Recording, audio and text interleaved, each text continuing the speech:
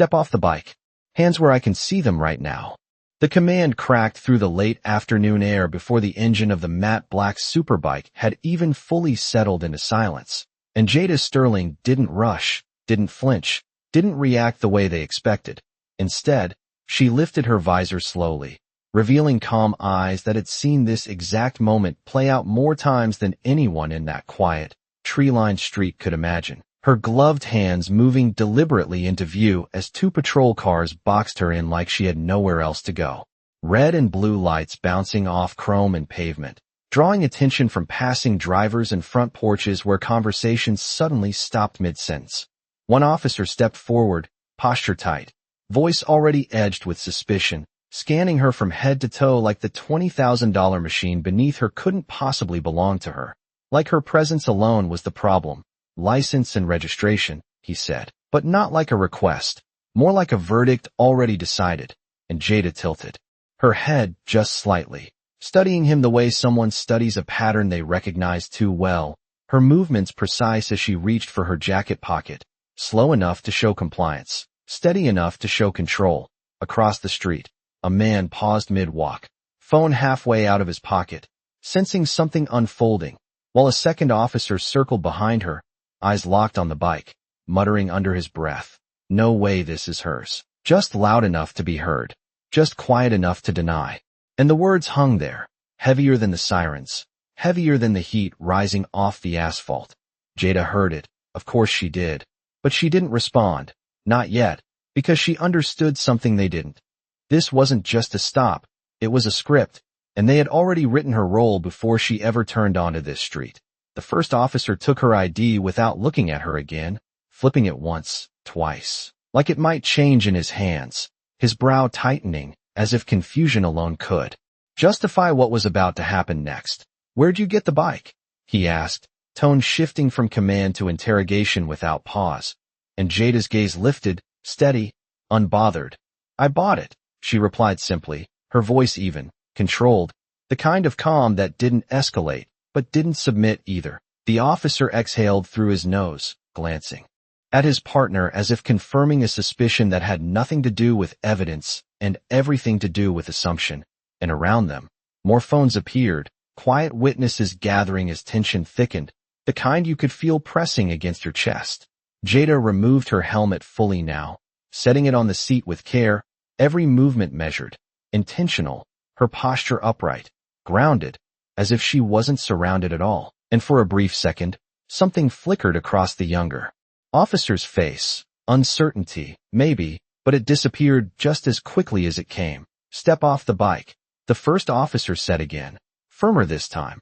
And Jada complied, swinging her leg over with controlled precision, boots touching pavement like she'd done this 1,000 times. Because in a way, she had, not this exact street, not these exact officers, but this moment. The assumption, the scrutiny, the quiet shift from citizen to suspect without cause.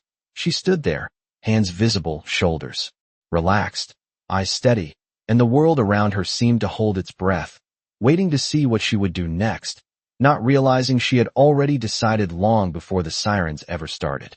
The officer did not wait for anything else, not for context, not for explanation, just for compliance. Because in his mind the situation had already been decided the moment he saw her.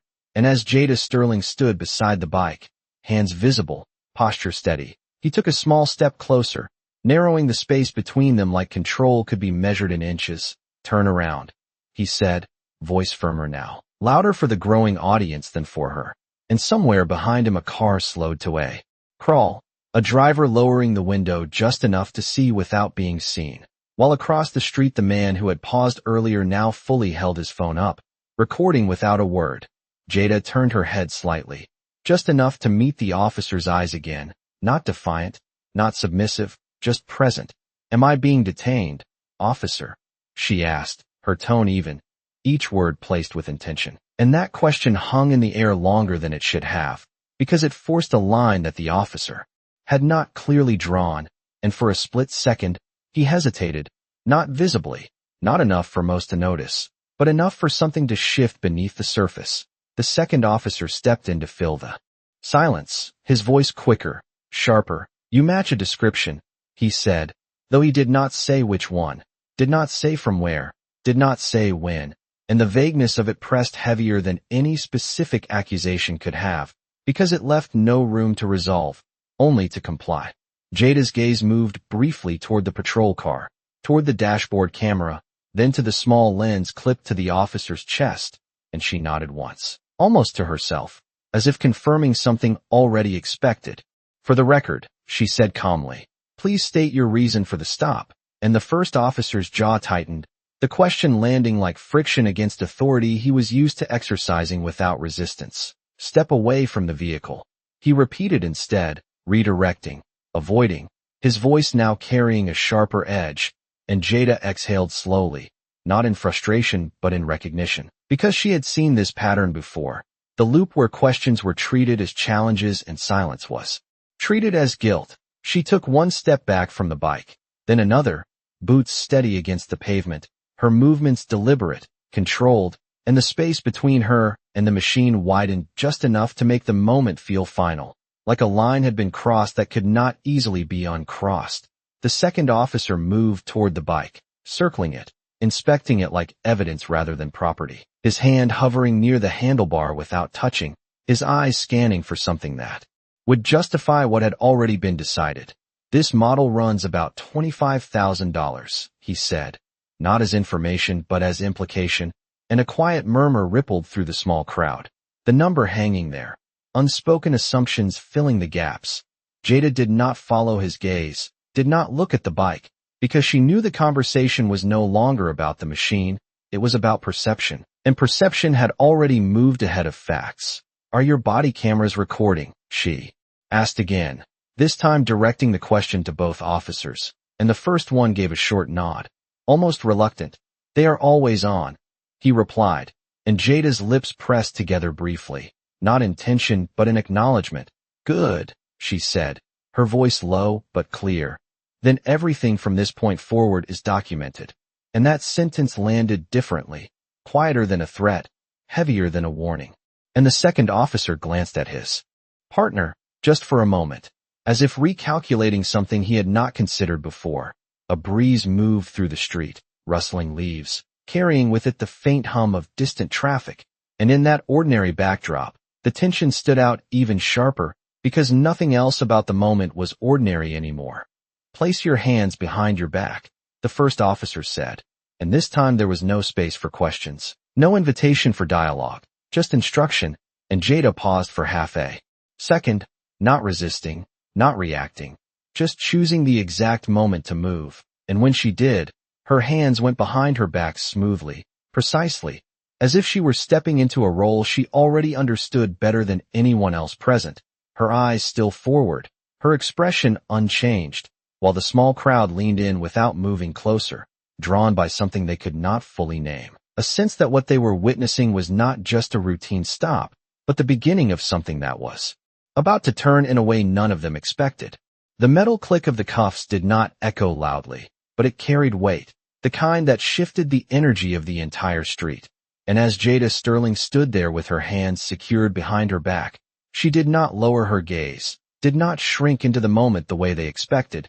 Instead, she remained exactly as she had been from the beginning, composed, grounded, almost still in a way that felt deliberate, like she was allowing the scene to unfold rather than reacting to it. The first officer stepped slightly to her side, adjusting his stance as if trying to regain a sense of control that had subtly started to slip, while the second officer spoke into his shoulder radio, his voice low but audible enough to carry fragments.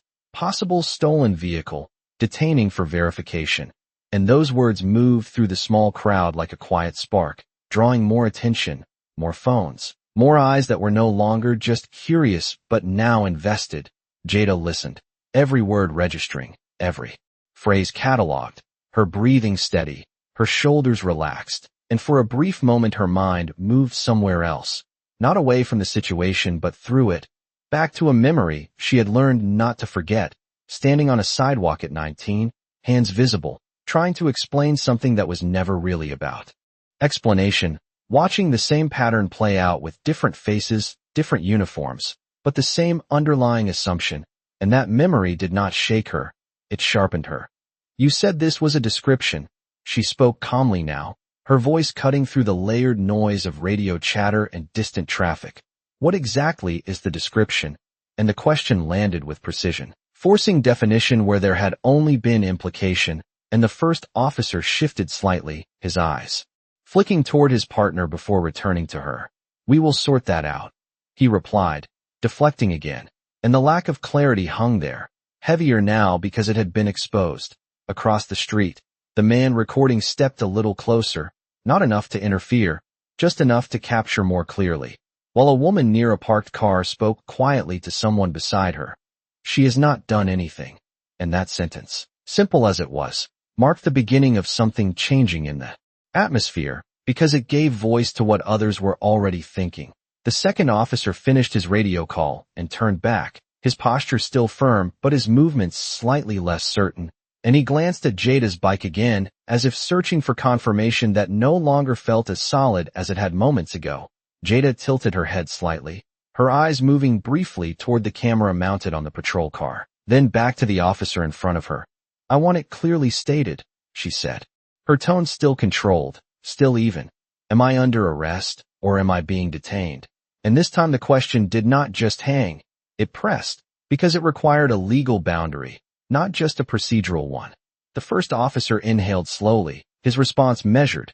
You are being detained until we verify ownership of the vehicle, he said, and the words sounded more official, more structured. But they also created a record, one that now existed not just between them, but in every recording device. Pointed in their direction, Jada nodded once, acknowledging the statement, and there was a subtle shift in her posture, not resistance, not tension, but alignment, as if the situation had finally reached the point where it could be addressed on terms she understood completely. Then I am requesting your names and badge numbers for documentation, she continued, her voice steady, precise, and the request was not loud, not confrontational, but it carried authority in a different form, the kind that did not rely on volume but on certainty.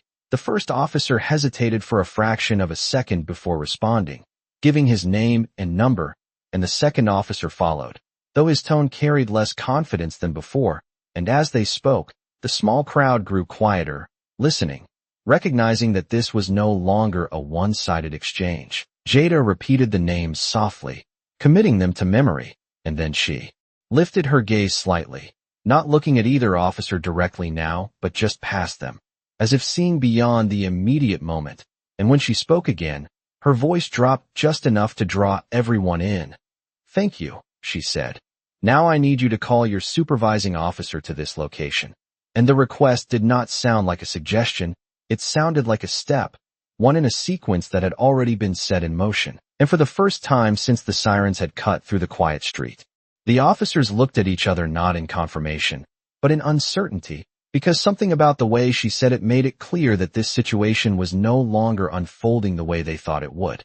The request did not echo loudly, but it landed with weight, the kind that shifted posture without anyone realizing it at first, and for a moment neither officer moved, not because they had not heard her, but because they had, and something about the clarity in Jada Sterling's voice made the next step feel less automatic than it had just seconds ago. The first officer cleared his throat, adjusting his stance again, eyes briefly scanning the growing line of bystanders, as if recalculating who this moment now belonged to. We will handle this, he said, but the confidence in his tone had thinned, stretched just enough to reveal what was underneath, while the second officer glanced toward the patrol car, then back at Jada, then again at his partner, a silent exchange that carried more uncertainty than agreement. Across the street, the man recording lowered his phone for a second and said quietly to someone beside him, "She sounds like she knows exactly what she is doing," and the person next to him nodded, eyes fixed on Jada, as if watching a shift they could not fully explain but could clearly feel.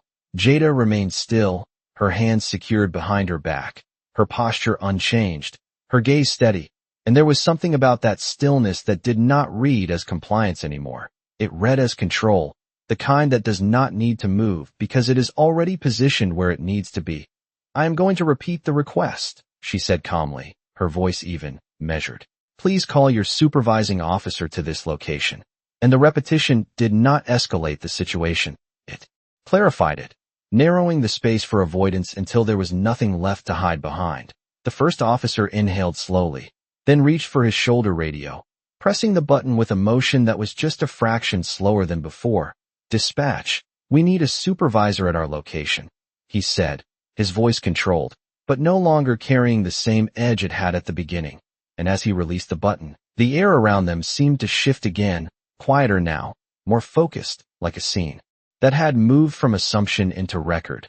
Jada listened without reacting outwardly, but internally, she marked the moment, because that call changed the structure of everything that followed. It meant oversight. It meant accountability. It meant the situation was no longer contained within the judgment of two individuals. The second officer stepped back slightly, creating space without acknowledging it, his attention moving between Jada and the surrounding crowd. And for the first time, he seemed aware of how many eyes were watching, how many devices were recording, how many perspectives were forming in real time. A woman near the sidewalk took a few steps closer, her voice low but clear enough to carry. "She has been calm this whole time," she said, not addressing anyone directly, but speaking into the moment itself. And that sentence did something subtle but powerful. It reframed the narrative, shifting focus from suspicion to behavior, from assumption to observation. Jada turned her head slightly toward the sound, acknowledging it without breaking her composure. And then her gaze returned forward, steady as ever, as if the validation was not necessary but understood. "For documentation purposes," she continued, her voice still controlled. "I want confirmation that this interaction is being recorded on all active devices." And the first officer nodded again, quicker this time. "It is being recorded," he replied, and the answer came without hesitation, almost as if he now understood the importance of clarity in a way he had not at the start. Jada gave a small nod in return, and then she fell silent, not because she had nothing to say, but because she did not need to say anything more at that moment. The framework had been set, the process had been initiated, and now the situation would unfold within a structure she understood far better than anyone else standing on that street. The sound of a distant siren began to rise, faint at first, then gradually clearer, and heads turned instinctively toward the direction it was coming from, not with urgency, but with anticipation, because something about the tone of it felt different, not like the beginning of an event, but like the arrival of something that would define how it ended. Jada remained exactly where she was, unmoving, composed, her presence steady against the shifting energy around her. And as the officers waited, as the crowd watched, as the sound of the approaching vehicle grew louder, one thing had become unmistakably clear to everyone present, whether they could articulate it or not. This was no longer just a routine stop, and whatever came next was not going to follow the script that had started it. The distant siren grew louder, not sharp and chaotic like the ones that had started this moment, but steady, controlled, and as it approached, something subtle shifted in the way the officers stood, in the way their shoulders tightened just slightly, in the way their attention moved from Jada Sterling to the direction of the sound and back again, as if recalculating their position in a situation that no longer felt entirely theirs. Jada remained still, her hands secured behind her back, her posture unchanged, her breathing even, and yet beneath that stillness, there was precision, awareness, timing, because she understood that this next phase was not about movement, it was about exposure, about letting everything that had already happened stand exactly as it was. The patrol car rolled into view and slowed, stopping a few yards away, and the presence of a supervising officer stepping out did not come with raised voices or urgency. It came with observation, with assessment, with a kind of quiet authority that did not need to announce itself. The first officer stepped forward quickly, his voice lowering as he began to explain, words moving faster now, more structured, more defensive. "We conducted a stop based on a possible vehicle match." She could not verify ownership immediately, and the explanation sounded cleaner than the moment had actually been, tighter, as if the edges had been trimmed to fit a narrative that made more sense on paper than it did in reality. The supervisor listened without interrupting, his gaze moving briefly to Jada, then to the bike, then to the small but unmistakable crowd gathered around them, phones still raised, recording, documenting, holding the moment in place. Jada did not speak yet, She did not need to, because the sequence was already unfolding in a way she had anticipated, and instead she shifted her attention to the supervisor, meeting his eyes directly, not with confrontation, but with clarity. "Officer," she said calmly, her voice steady and measured. "I would like this interaction reviewed in full, including all recorded footage and statements made on scene." And the words were not loud, but they carried structure, they carried intent, they carried the kind of precision that did not come from reaction but from understanding. The supervisor nodded slightly, acknowledging the request, and for a brief moment, the space between everyone seemed to settle, as if the situation had moved from tension into process. The second officer stepped back another half step, his posture no longer as firm as before, his attention shifting between the supervisor and Jada, as if trying to determine where the center of authority now rested. Across the street, the man recording whispered to himself, almost incredulous, "She is running this." And the realization in his voice echoed what others were beginning to feel but had not yet said out loud. Jada's gaze moved briefly toward the patrol car cameras again, then back to the supervisor, and there was a pause, a deliberate pause, the kind that allows a moment to fully exist before it changes. "For clarity," she continued, her tone still even, still controlled. "I have complied with all instructions, I have asked for legal justification, and I have requested supervision, all of which is now documented." And as she spoke, the structure of the situation became clearer, more defined, less dependent on assumption and more anchored in record. The first officer's jaw tightened slightly, not in defiance but in recognition, and the supervisor's expression shifted almost imperceptibly, the kind of shift that comes when the full scope of a situation begins to settle into place. The sound of the street returned in small ways, the rustle of leaves, the distant hum of traffic, the quiet murmur of voices in the background. But at the center of it all, the focus remained fixed, because everyone present understood, whether consciously or not, that this moment was no longer about a stop. It was about what had been revealed through it. Jada stood exactly as she had from the beginning, composed, steady, her presence unshaken.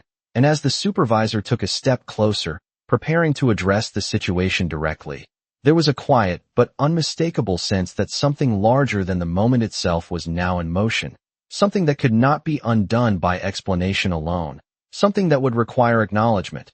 And for the first time since the sirens had first cut through the quiet street, the officers were no longer the ones defining what would happen next. The supervisor stopped a few feet from Jada Sterling, not rushing, not speaking immediately, just observing. And that pause carried more weight than any command that had come before it, because it signaled something different, something measured, something that required the full picture before action. His eyes moving from Jada's composed stance to the cuffs at her wrists, then to the officers beside her, and finally to the small crowd that had now grown into a quiet semicircle of witnesses. Phones still raised, capturing every second. "Walk me through it," he said at last, his tone calm but firm, directed at the first officer. And this time the explanation came slower, more careful, as if each word had to be chosen with precision. "We observed the vehicle entering the area. It matched a general description. We initiated a stop. She was not immediately able to confirm ownership." And again the narrative was shaped, tightened, but now under a different kind of scrutiny, one that did not accept assumptions as easily. The supervisor nodded once, then turned his attention to Jada, meeting her gaze directly. "Ma'am," he said, his voice even, "is there anything you would like to add?" And the question opened a space that had not existed before, one where her voice was not being redirected or minimized, but formally acknowledged. Jada held his gaze steadily, her posture unchanged, her tone controlled and precise. "Yes," she said. "I would like it noted that I complied with every instruction given. I requested clarification on the reason for the stop, and I requested supervisory presence, all of which has been documented on multiple recording devices." And her words did not rush, did not overlap. They landed one by one, structured, deliberate, leaving no room for interpretation. The supervisor listened without interruption, his expression neutral but attentive, and there was a subtle shift in the way he stood, a slight straightening, as if aligning himself with the process rather than the initial assumption. "Understood," he replied, and then his eyes moved briefly to the officers again. "Do we have confirmation on the vehicle?" he asked, and the second officer hesitated, just for a fraction of a second too long to go unnoticed, before answering. "Not yet. We are still verifying." And that hesitation did something small but significant.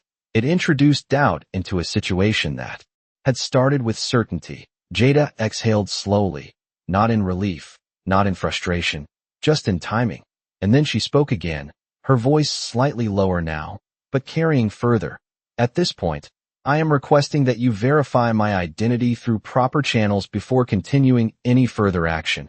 And the phrasing was exact, not emotional, not reactive, but procedural, the kind that shifts a moment from informal control into formal accountability. The supervisor nodded again, this time more decisively, and reached for his own radio, speaking briefly, requesting verification, his words concise, his tone professional. And as he released the button, the silence that followed felt different, heavier, because now the next step was no longer in the hands of those who had started the situation. Across the street, the man recording lowered his phone slightly, whispering, "This just changed," and he was not wrong, because something had shifted in a way that could not be reversed. The structure of authority had moved. The center of control had realigned. The first officer stood a little more rigid now, his earlier confidence replaced by something more contained, more cautious, while the second officer kept his eyes on the ground for a moment longer than before, as if replaying the sequence that had led them here. Jada remained exactly where she was, her presence steady, her expression composed. And there was no urgency in her, no need to push the moment forward, because she understood that it was already moving in the direction it needed to go. The faint crackle of the radio broke the silence, a voice responding from the other end, requesting details, and the supervisor provided them clearly, methodically, each piece of information now part of an official record. And as that exchange unfolded, the weight of the situation became unmistakable, not just for the officers, but for everyone watching, because what had started as a simple stop had now become something else entirely, something that required verification, documentation, and ultimately, accountability. And as Jada lifted her gaze slightly, looking past the immediate scene and into the unfolding process, there was a quiet certainty in her presence, a sense that she had not been caught in this moment. She had stepped into it fully aware of where it would lead, and for the first time since the sirens had first sounded, the outcome was no longer being shaped by assumption, but by the truth that was now in motion. The radio crackled again, sharper this time, and the supervisor's posture changed almost instantly as the voice on the other end came through more clearly, more deliberately, requesting confirmation of the name he had just provided. And when he repeated it, slower now, "Jada Sterling," something in the air shifted in a way that did not need explanation, because even before the response came back, there was a subtle tightening in the space, a pause that stretched just long enough to signal that what was about to be said mattered. Jada did not move, did not speak, her eyes steady, her breathing unchanged, but there was a quiet readiness in her stance now, not anticipation, but alignment, as if the moment she had been waiting for had finally arrived. The voice on the radio returned, no longer casual, no longer routine, but precise, almost careful, asking the supervisor to confirm again, to verify spelling, to hold the line. And that alone was enough to draw attention from everyone present, because dispatch did not slow down unless something required it. The supervisor glanced at Jada again, then back at his radio, repeating her name one more time, each letter deliberate. And when the response came back, it was no longer just information, it was instruction, low, controlled, and unmistakably different from anything that had come before. The supervisor's expression shifted, not dramatically, not in a way that drew immediate attention, but enough that the officers beside him noticed, enough that their shoulders stiffened slightly, their earlier certainty now replaced with something quieter, something more cautious. "Copy that," the supervisor said into the radio, his tone measured, and then he lowered his hand slowly, turning fully toward Jada, his posture no longer just observant, but adjusted, recalibrated, as if the ground beneath the situation had moved. The first officer spoke before he could stop himself. "What is it?" His voice lower now, less controlled than before, and the supervisor did not answer immediately, Not because he did not have the answer, but because the weight of it required a moment. Jada tilted her head slightly, her gaze steady, and then she spoke, her voice calm, even, cutting through the silence without raising it. "You should probably remove the cuffs," she said. And the sentence did not sound like a request. It sounded like a correction, the kind that comes after a mistake has already been made. The second officer glanced quickly at his partner, then at the supervisor, uncertainty now fully visible in the space between them, and the supervisor exhaled slowly, making a decision that was no longer optional. "Remove them," he said, his voice firm but controlled, and the words landed with finality.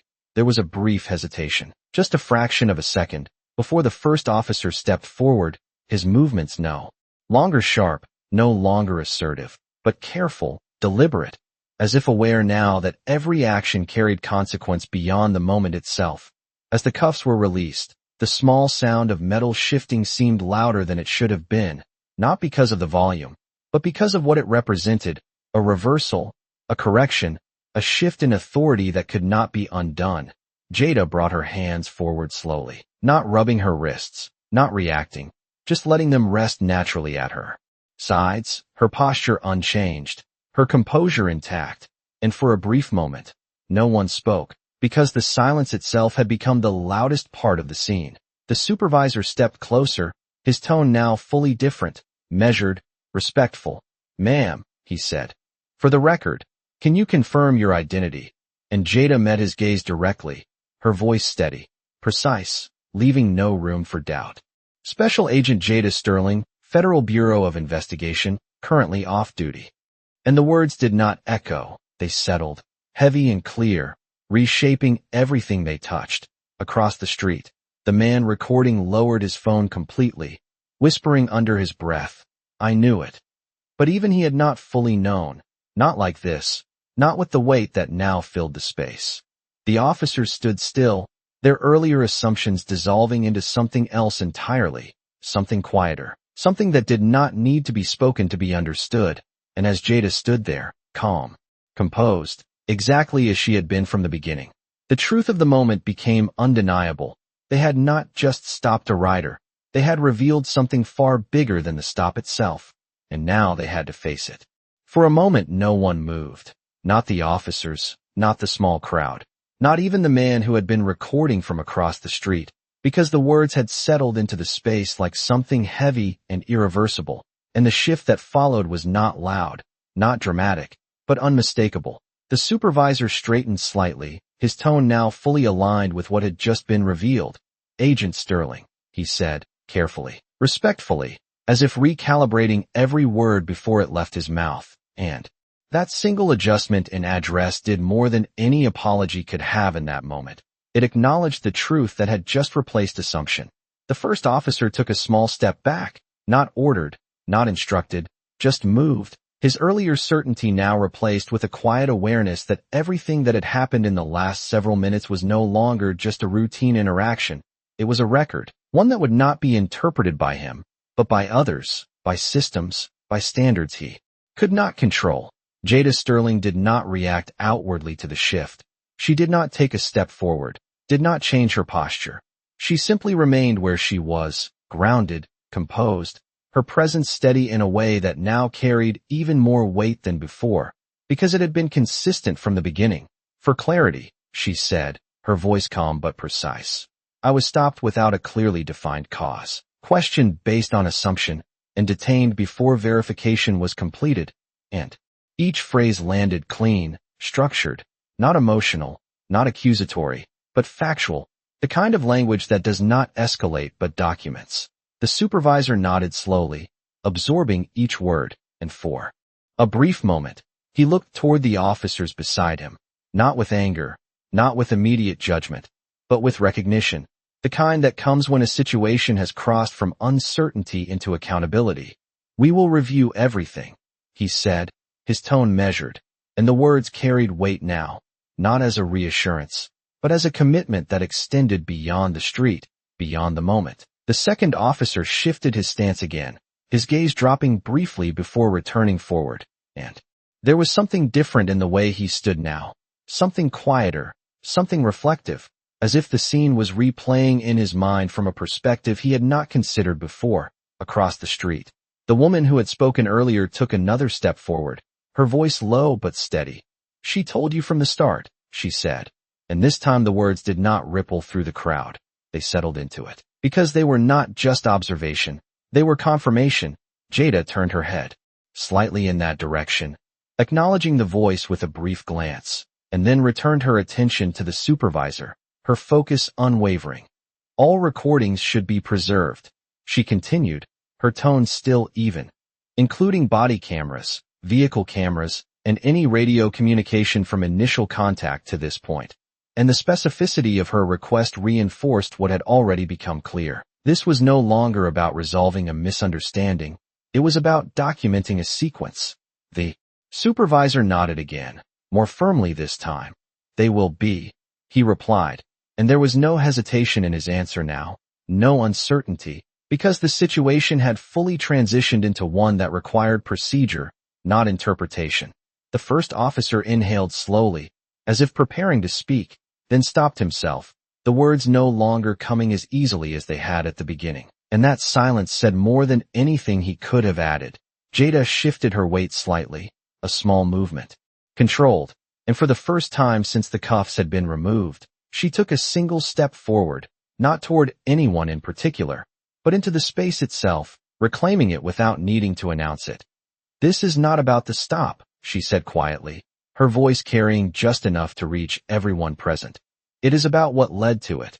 And the sentence did not accuse, did not confront, it revealed, and in doing so, it reframed everything that had happened from the moment the sirens first sounded. The street, which had once felt like a stage for a routine encounter, now felt different, heavier, more defined. And as the supervisor stood there, as the officers remained silent, as the crowd held its attention, the truth of the moment became undeniable, not because it had been forced into the open, but because it had been allowed to reveal itself, step by step, until there was nothing left to question. The street did not return to normal right away. It could not, because something had been exposed that did not belong only to that moment. And as Jada Sterling stood there, steady and composed, the silence around her carried a different kind of weight now, one that no longer came from uncertainty, but from understanding. The supervisor took a small step forward, his posture no longer guarded but aligned. "Agent Sterling," he said again, more firmly this time.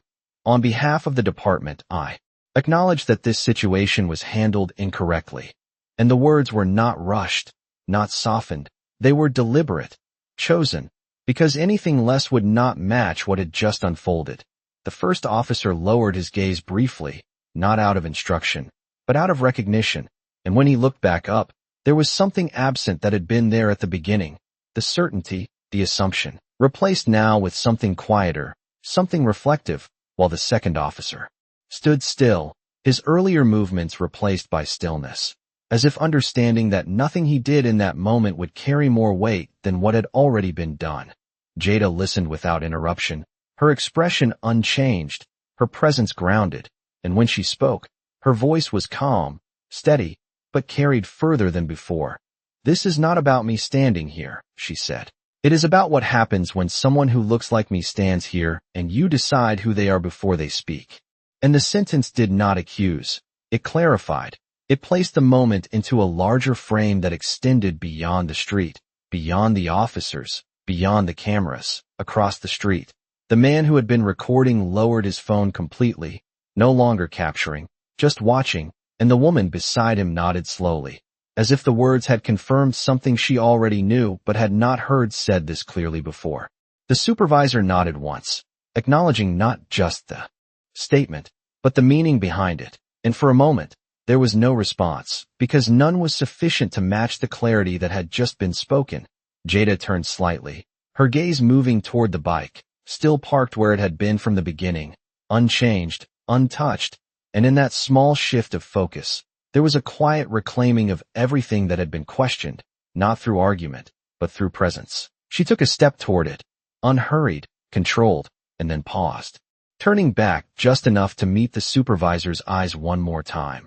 "Make sure this is reviewed the way it actually happened," she said, her tone even, not a demand, not a warning, but a standard, and the supervisor answered without hesitation, "It will be," because at this point, anything less would not hold. The officers remained silent, not instructed to speak, not required to, because the moment had moved beyond explanation, beyond defense, into something that required reflection rather than reaction. Jada reached for her helmet, lifting it with the same steady precision she had shown from the beginning, placing it back on with calm, deliberate movements. And as she secured it, the final image began to settle into place, not as a conclusion, but as a statement. She looked once more at the street around her, at the officers, at the witnesses, and then she spoke, her voice clear, measured, carrying just enough to reach everyone present. "You did not stop a threat," she said. "You saw a black woman on something powerful and decided the rest." And the words did not echo, they settled, final and undeniable. Then, without waiting for a response, without raising her voice, without looking back again, Jada Sterling mounted her bike, started the engine, and as the sound rose steady and controlled into the air, she rode forward, not fast, not dramatic, just leaving the moment behind the same way she had entered it, with control, with clarity, with presence. And as she disappeared down the street, the silence she left behind said more than anything else could have, because it carried a truth no one there would forget. That power does not always announce itself. Sometimes it simply stands still long enough for everything around it to reveal what it really is.